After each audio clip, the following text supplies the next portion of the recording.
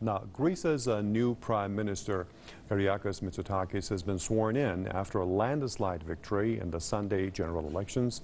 Mitsotakis took the oath of office in a ceremony at the presidential palace.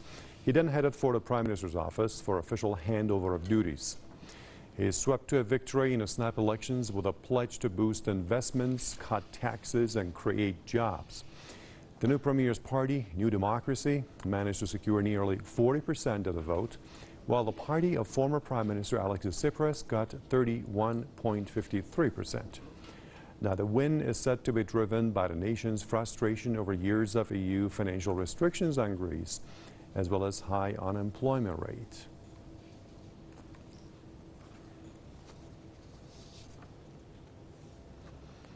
Now let's get some more insight on this. So I will be joined by Stavros Mavrodias, professor of political economy from the University of Pantheon, joining us from Athens, and also Spyros Marchitos, historian with Aristotle University of Thessaloniki. Okay, good to have you with us, gentlemen. Let's go to Stavros first. What are the reasons that push Tsipras away from power? Oh, well, the main reason is that the Syriza party and Tsipras came to power promising a lot of things, and mainly that they will break out from the EU austerity programs that have devastated Greece and particularly Greek people, because the Greek oligarchy has not paid anything. There's not any significant burden on the crisis. Now, once Syriza came to power by destroying the previous two-party system, and this is a traditional mechanism which the Greek oligarchy works in Greece. Two parties, both systemic parties, changing hands in government. Syriza came by breaking the system, then betrayed every popular hope for another course and austerity, followed the same prescription, that is EU's and Troika's austerity programs. This accumulated popular frustration, which not find now that radical solutions, because Syriza has discredited them, and for this reason it turned to the right wing.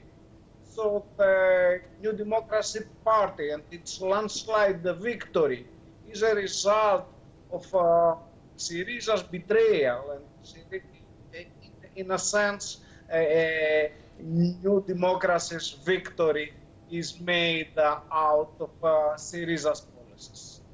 Okay. Now let me go to Spyros. Who is Mitsotakis, and in which direction is he expected to lead Greece?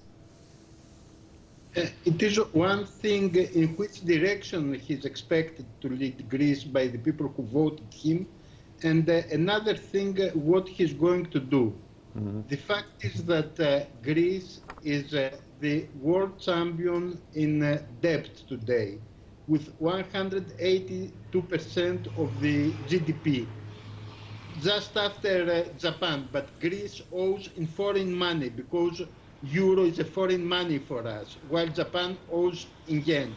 So it is absolutely impossible that the new government will deliver what it promised. Its central slogan was development.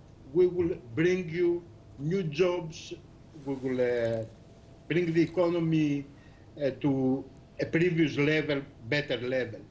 This is definitely not going to happen. Nobody is going to invest in Greece, is going to come and share the 182% of GDP public debt.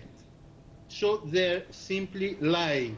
But the Syriza, the previous government, could not tell them that they are lying, because they were saying the same lie. So people live in a fantasy land in which debt does not exist, but debt exists, and all those who are expected to invest know this very, very well. Uh-huh. So, Stavros, given what Spider said regarding the small GDP in Greece and also the huge debt, he's pessimistic that no foreign investment will be made in that country. But do you agree with that? Let me formulate it as follows. First, despite Syriza's New Democracies and European Union's declarations that the Greek crisis is over, the Greek crisis is not over. The debt liabilities are a sign but not a cause. But there are an important side. Now, since the Greek crisis continues simmering, the EU and the foreign partners, both Syriza and the new democracy government, have a plan and a policy. This is the Troika austerity program. Whichever government was elected from yesterday's election would follow this program. This program is faltering. Despite declarations about a success story, the program has serious problems, and they know it very well. So, problems and bumps lay ahead.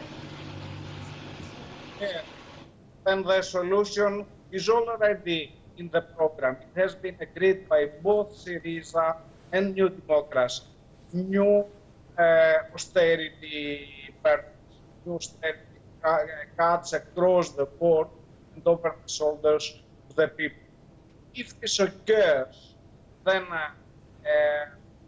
whatever new administration is in charge, and in this case, New Democracy would be in a very difficult position. Okay, Spyros, one last question. Are you saying that no breakthroughs, no improvements will be made by this new government that's taking the helm of Greece? Nothing will change for the better?